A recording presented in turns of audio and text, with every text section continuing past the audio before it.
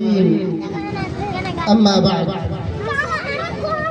فقد قال الله سبحانه وتعالى في القرآن الكريم: أعوذ بالله السميع العليم من الشيطان الرجيم. بسم الله الرحمن الرحيم. إنما المؤمنون الذين إذا ذكر الله وجلت قلوبهم وإذا تليت عليهم آياته زادتهم إيمانا وعلى ربهم يتوكلون. محترم ذی وقار صدر اجلاس، معزز سامعین کرام، اسٹیج پر جلوہ افروز علماء کرام، چھوٹے بڑے بھائی ہیں، اللہ سبحانہ و تعالی نے ہم انسانوں کو پیدا کیا اور انسانوں کی رشد و ہدایت کے لیے مسلسل انبیاء علیہ السلام کو مبعوث فرمایا۔ یہ انبیاء علیہ السلام جہاں اللہ سبحانہ و تعالیٰ کی طرف دعوت دینے والے بن کر بھی جو اللہ کے رسالات کو، پیغامات کو انسانوں تک پہنچانے کے لیے انسانوں کو ان کی زندگی گزارنے کا طریقہ بھی بتایا۔ یہ انبیاء علیہ السلام جہاں معصوم عن الخطا تھے، گناہوں سے محفوظ ہوتے ہوئے بھی اللہ سبحانہ و تعالیٰ سے اس قدر ڈرتے تھے، انہیں خشیت الہی سے وہ ایسے لرزاں و ترساں تھے کہ قرآن کریم میں اس کی گواہی موجود ہے۔ اللہ سبحانہ و تعالیٰ نے قرآن کریم کے اندر ارشاد فرمایا: الذین یبلغون رسالات اللہ ویخشونہ ولا یخشون احدا الا اللہ، کہ انبیاء علیہ السلام اللہ کے پیغامات کو اس دنیا کے اندر پہنچاتے ہیں اور وہ اللہ سبحانہ و تعالیٰ سے اس قدر ڈرتے ہیں کہ وہ دنیا کے اندر کسی سے بھی نہیں ڈرتے۔ انبیاء علیہ السلام کے تعلق سے اللہ سبحانہ و تعالیٰ نے قرآن کریم کے اندر ارشاد فرمایا کہ انبیاء علیہ السلام جب ان کے سامنے میں رحمان کی آیتیں تلاوت کی جاتی ہیں، اذا تتلی علیہم آیات الرحمن خروا سجدا، کہ جب سبحانہ و تعالیٰ کی آیتوں کو، اللہ نشانیوں کو جب ان کے اوپر تلاوت کی جاتی ہے، پڑھی جاتی ہے، بتائی جاتی ہے، تو وہ خروا سجدا، وہ سجدے میں گر پڑتے ہیں، وہ سجدے میں گر پڑتے ہیں، زار و قطار روتے ہیں، خشیت الہی سے وہ زمین کے اوپر اپنا سجدہ کرتے ہیں۔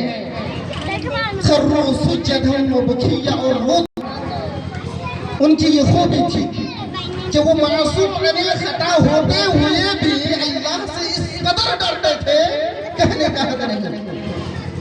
مومنین کی صفت بھی یہی تھی کہ مومنین بھی اللہ سبحانہ و تعالیٰ سے اس قدر ڈرتے ہیں، مومنین کی صفت ہے وہ اللہ سبحانہ و اللہ کا سبحانہ و تعالیٰ کے سامنے کھڑے ہوتے ہیں تو ان پر روتے کھڑے ہو جاتے ہیں، ان کے دل دہل جاتے ہیں، وہ روتے ہیں، چلاتے ہیں، گڑ گڑاتے ہیں، اپنے رب سے معافی طلب کرتے ہیں، اپنے گناہوں کی بخشش چاہتے ہیں۔ یہ مومنین کی صفت ہے۔ اللہ سبحانہ و تعالیٰ نے قرآن کریم کے اندر سورۃ الانفال آیت نمبر 2 کے اندر ارشاد فرمایا: انما المؤمنون الذین اذا ذکر اللہ وجلت قلوبهم واذا تلیت علیہم آیاتہ زادتهم ایمانا وعلى ربهم يتوكلون کہ یہ مومن کیسے ہوتے ہیں؟ انما المؤمنون، جب مومن ایسے ہوتے ہیں کہ جب ان کے سامنے میں اللہ کی آیتوں کی تلاوت کی جاتی ہے، اللہ کی آیتوں کی تلاوت کی جاتی ہے تو ان کے دل کانپ اٹھتے ہیں۔ وجلت قلوبهم وإذا تليت عليهم آياته، جب اللہ سبحانہ وتعالی کی آیتوں کو ان کے سامنے میں تلاوت کی جاتی ہے تو ان کے ایمان میں اور بھی اضافہ ہوتا ہے، ان کا ایمان مزید بڑھ جاتا ہے۔ زادتهم ایمانا وعلی ربهم یتوکلون، اور وہ اپنے رب کے اوپر بھروسہ رکھتے ہیں۔ یہ مومنین کی صفت ہے۔ محترم سامعین، انبیاء علیہ السلام اللہ سبحانہ وتعالی سے اس قدر خوف کرتے تھے، اس کی مثال ہمارے آخری نبی حضرت محمد صلی اللہ علیہ وسلم کے تعلق سے احادیث کے اندر موجود ہے۔ اللہ کے رسول صلی اللہ علیہ وسلم معصوم عن الخطا تھے، گناہوں سے پاک و صاف تھے، ان کے اگلے اور پچھلے گناہ معاف کر دیے گئے تھے، پھر بھی وہ اللہ سبحانہ وتعالی سے اس قدر کرتے تھے، اس قدر روتے تھے کہ حضرت مطرف رضی اللہ عنہ کی روایت ہے، حضرت مطرف کہتے ہیں کہ عبداللہ جو ان کے والد صاحب تھے وہ بیان کرتے ہیں کہ اللہ کے رسول صلی اللہ علیہ وسلم جب نماز پڑھتے تھے تو نماز میں ان کے سینے سے ایسی آواز آتی تھی کہ عزیز الرحا، جیسا کہ مشین یا میل کے اندر جب آٹا پیستے ہیں، گیہوں کو پساتے ہیں تو آواز آتی ہے، سمجھ میں جب آٹا پیستے ہیں ویسے ہی آواز اللہ کے نبی صلی اللہ علیہ وسلم کے سینے سے آتی تھی۔ حضرت زیاد بن علاقہ کہتے ہیں کہ حضرت مغیرہ بن شعبہ رضی اللہ عنہ کو فرماتے ہوئے سنا کہ کان النبی صلی اللہ علیہ وسلم یصلی، کہ نبی صلی اللہ علیہ حتی ترین، یہاں تک کہ نبی صلی اللہ علیہ وسلم کا پیر سوج جاتا تھا، سوزن ہو جاتا تھا، پیر پھول جاتا تھا۔ اللہ کے صحابہ کرام، اللہ کے رسول صلی اللہ علیہ وسلم کے صحابہ کرام رضی اللہ عنہم اللہ کے رسول صلی اللہ علیہ وسلم سے پوچھتے ہیں، اے اللہ کے رسول، آپ کے معصوم عن الخطا ہیں، آپ کے اگلے اور پچھلے گناہ معاف ہیں، آپ کو بخش دیے گئے ہیں، پھر آپ اس قدر اپنی نماز کو لمبی کیوں کرتے ہیں کہ آپ کے پیر میں سوزن آ جاتا ہے؟ اللہ کے رسول صلی اللہ علیہ وسلم صحابہ کرام رضی اللہ عنہم کو جواب دیتے ہیں، افلا اکون عبدا شکورا، کہ کیا میں اللہ کا شکر گزار بندہ نہ بنوں، اللہ کا شکر گزار بندہ نہ بنوں؟ چاہیے اللہ کے رسول صلی اللہ علیہ وسلم کی جواب۔ محترم سامعین،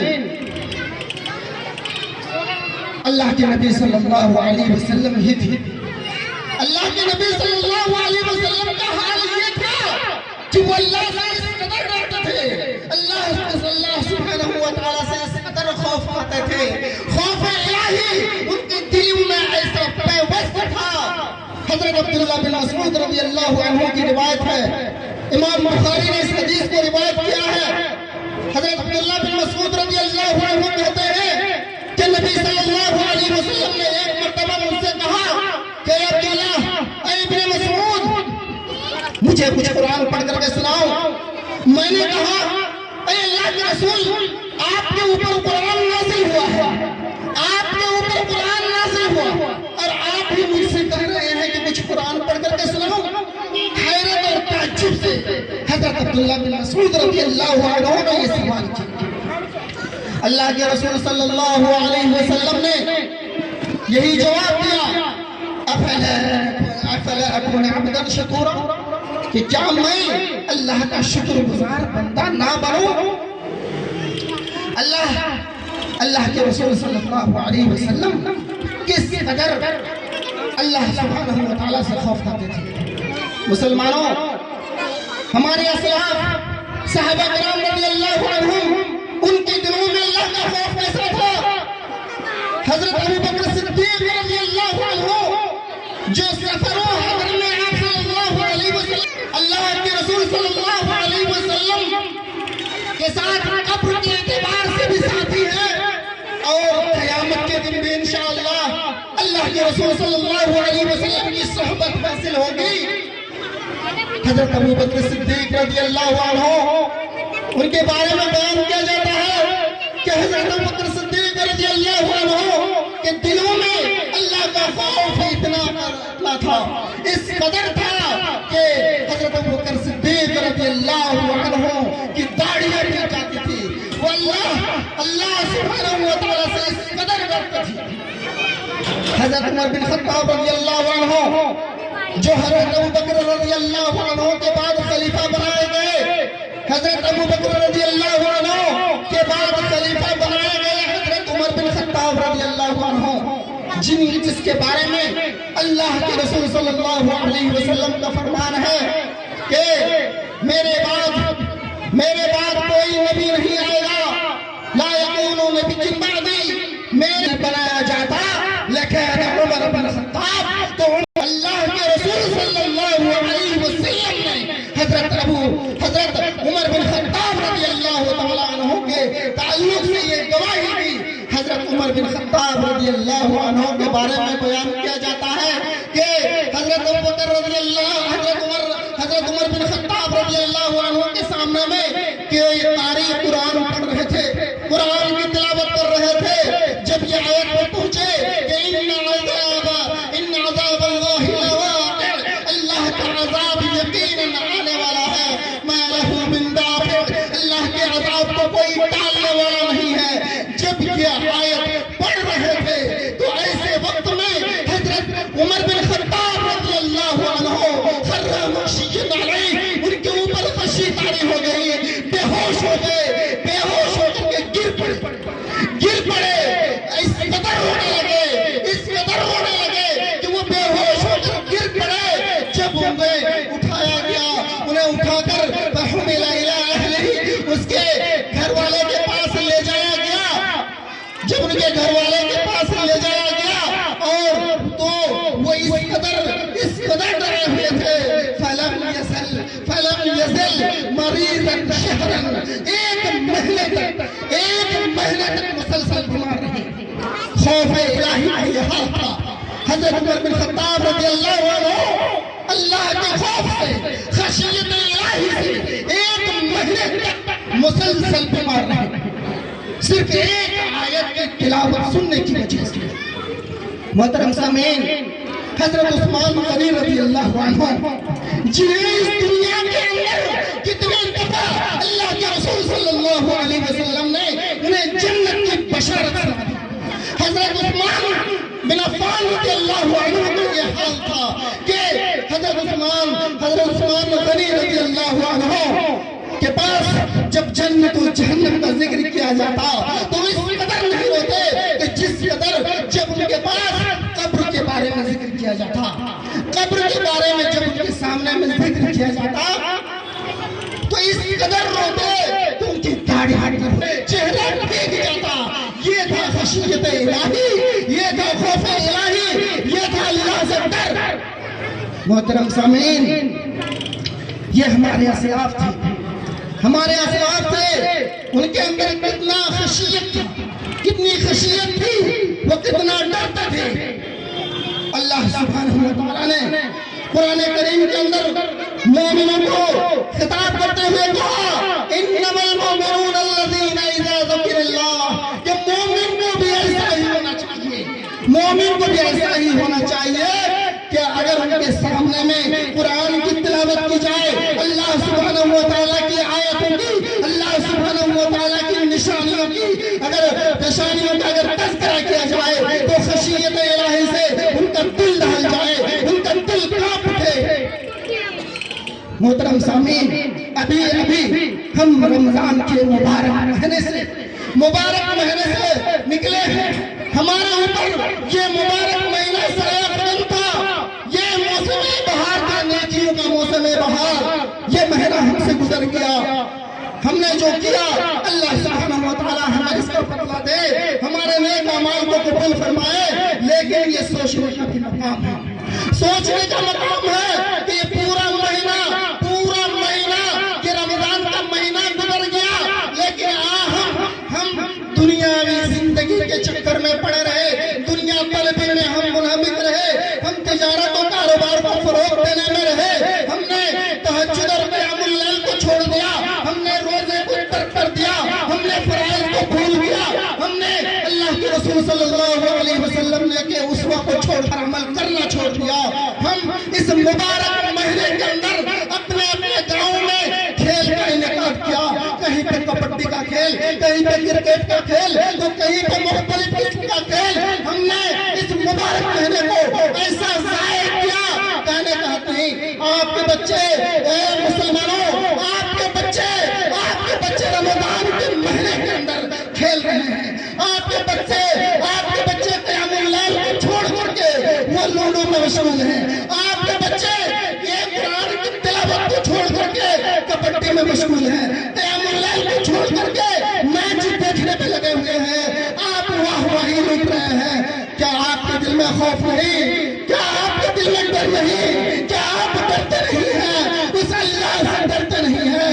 وَلِمَنْ خَافَ مَقَامَ رَبِّهِ جَنَّتَانِ, جس اللہ نے یہ وعدہ کر رکھا ہے کہ جو اللہ سے ڈرے گا اس کے لیے 2 جنتیں ہوں گی. وَأَمَّا مَنْ خَافَ مَقَامَ رَبِّهِ, جو اللہ سبحانہ و تعالیٰ کے سامنے میں کھڑے ہونے سے ڈرے گا, اللہ سبحانہ و تعالیٰ کے لیے بیجا خواہشات, نفسانی خواہشات سے دور رہے گا, اپنے نفس کو روکے رکھے گا. اللہ سبحانہ و تعالیٰ نے ایسے لوگوں کے لیے وعدہ کر رکھا ہے فَإِنَّ الْجَنَّةَ هِيَ الْمَأْوَىٰ, کہ ایسے لوگوں کے لیے, ایسے لوگوں کا ٹھکانہ جنت ہے. لیکن ہم کہاں ہیں بزرگوں دوستو, ہم کہاں ہیں؟ ہمارے بچے بگڑ رہے ہیں, ہمیں کوئی پرواہ نہیں ہے. یہ رمضان کے مہینے میں ہم اس مہینے میں یوں ہی ضائع کر رہے ہیں, کوئی پرواہ نہیں ہے. روزہ آیا, رمضان آیا, ساتھ کھیل گیا, رمضان آیا, نفسانی خواہشات کے پیروکار نفسانی خواہشات میں ڈوب گئے. رمضان کے دنوں میں بھی نشہ خوروں کو کوئی بھی ان کی رکاوٹ نہیں ہوئی. اس رمضان کے مہینے میں بھی نشہ خوروں نے, نشہ کرنے والوں نے نشہ کیا. ہمارے اور آپ کے بچے ہیں اس روڈ کے اوپر چکر لگا رہے ہیں, نشہ کر کے گر رہے ہیں, پڑھ رہے ہیں, کسی کو اس سے سوچ نہیں ہے. کہاں ہیں آپ کے بچے جب بگڑیں گے, آپ کے بچے جب ضائع برباد ہوں گے, آپ سے بھی اللہ کا محاسبہ ہوگا, اللہ آپ سے بھی محاسبہ کرے گا. یہ نسل کہاں جا رہی ہے, کدھر جا رہے ہیں؟ شیطان کے بالکل متبع بنے ہوئے ہیں, پیروکار بنے ہوئے ہیں, کوئی روکنے والا نہیں ہے. محترم حضرات یاد رکھیے, یہ ایک فتنہ ہے. اگر یہ فتنے کو آپ نے نہیں روکا, ہم نے نہیں روکا, یہی فتنہ ہمیں وبال جان ہے ہمارے لیے. آج جب ایک مرتبہ زلزلہ آتا ہے, ہم کام کرتے ہیں, روتے ہیں, گڑگڑاتے ہیں, بھاگ جاتے ہیں میدان کی طرف. اللہ کا عذاب آئے گا, کہاں بھاگو گے؟ مسلسل اللہ کا عذاب آتا ہے. ہمارے لیے درس عبرت ہے, لیکن ہم کہاں ہیں؟ ہم تو اللہ سے ڈرنے والے نہیں ہیں. اللہ سبحانہ و تعالی ہم تمام مسلمانوں کے اندر خشیت الہی پیدا کرے. الہ العالمین ہم تمام مسلمانوں کے اندر, ہمارے دلوں کے اندر خشیت الہی پیدا فرما, تو سے ڈرنے کی توفیق عنایت فرما. الہ العالمین ہم سے جو خطائیں ہوئی ہیں ان غلطیوں کو معاف فرما. الہ العالمین تو ہی معاف کرنے والا ہے, تیرے علاوہ کوئی معاف نہیں کرنے والا. تو ہماری گناہوں کو بخش دے. ربنا تقبل منا انك انت السميع العليم وتب علينا انك انت التواب الرحيم. السلام عليكم ورحمة الله وبركاته.